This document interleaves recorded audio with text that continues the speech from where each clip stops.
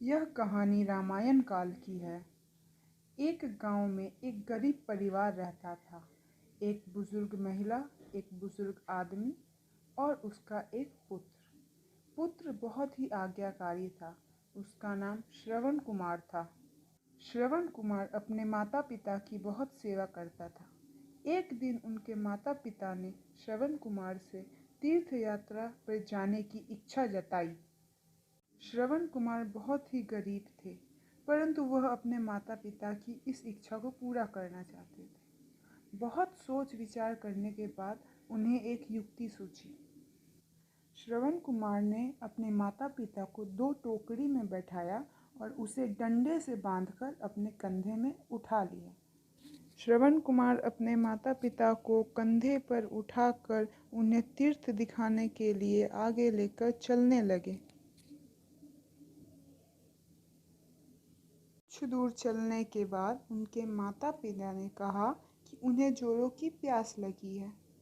माता पिता को श्रवण कुमार ने कंधे से उतारकर एक जगह बिठाया और कहा कि वह उनके लिए जल लाने जा रहे हैं।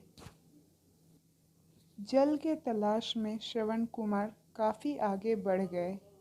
चलते चलते दूर उन्हें एक नदी दिखाई दिया। नदी किनारे जाकर वह जल भरने लगे।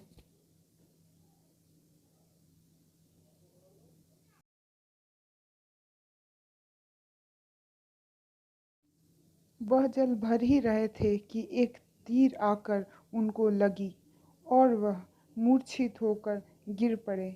गिरते गिरते उन्होंने कहा कि हे भगवान, मैंने अपने माता पिता की इच्छा पूरी नहीं की, मैं उन्हें जल नहीं पिला पाया। और यह कहकर वह वहाँ बेहोश हो गए।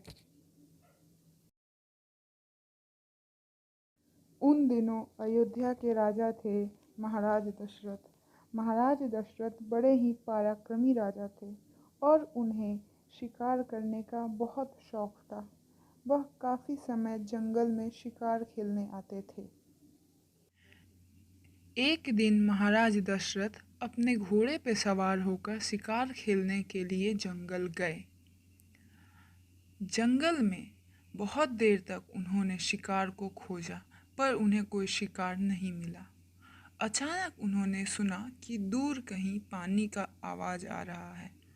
उन्हें लगा कि हो सकता है कोई हिरण वहाँ पानी पीने आया होगा। इसलिए उन्होंने ध्वनि के दिशा में अपने कमान से तीर निकालकर निशान भेद दिया। यह वही तीर था जो कि श्रवण कुमार को नदी किनारे पानी भरते हुए लगी थी। महाराज दशरथ शिकार को देखने के लिए उस दिशा की ओर अपने घोड़े पर सवार होकर आगे बढ़ते हैं। नज़दीक जाकर वह पाते हैं कि उनके तीर से घायल एक मनुष्य नदी किनारे कराह रहा है। उन्हें अपनी गलती पे बड़ा पछतावा हुआ। वह उसके पास गए और उससे क्षमा याचना की। श्रवण कुमार ने दशरथ जी को क्षमा किया और यह कहा कि मेरी आखिरी इच्छा पूरी करो। मेरे माता पिता दूर बैठे हुए हैं, वह चल फिर नहीं सकते, उन्हें थोड़ा पानी ले जाके पिला दो, मेरे सिवा उनका कोई नहीं है। यह सुनकर दशरथ बहुत दुखी हुए और उनके कहे अनुसार पानी लेकर उनके माता पिता को पिलाने के लिए आगे बढ़े। पैरों की आहट सुनकर श्रवण कुमार के माता पिता बहुत खुश होते हैं। उन्हें लगता है कि उनका बेटा पानी लेकर आया है। दशरथ जी तब उनके सामने सच बताते हैं और अपनी गलती की क्षमा याचना करते हैं। अपने बेटे की मृत्यु की खबर सुनकर वे दोनों बहुत दुखी हुए और फूट फूट कर रोने लगे। तब उनके माता पिता ने दशरथ जी को यह श्राप दिया कि जिस प्रकार हम अपने पुत्र के वियोग में रो रहे हैं, उसी प्रकार तुम भी अपने पुत्र के वियोग में एक दिन रोओगे। हम सभी जानते हैं किस प्रकार महाराज दशरथ ने अपने पुत्र के वियोग में अपने प्राण त्यागे थे। तो यह थी श्रवण कुमार की कहानी, जिन्हें आज भी अपने मातृ पितृ के प्रेम के लिए जाना जाता है। हर माता पिता चाहते हैं कि उनका संतान श्रवण कुमार बने।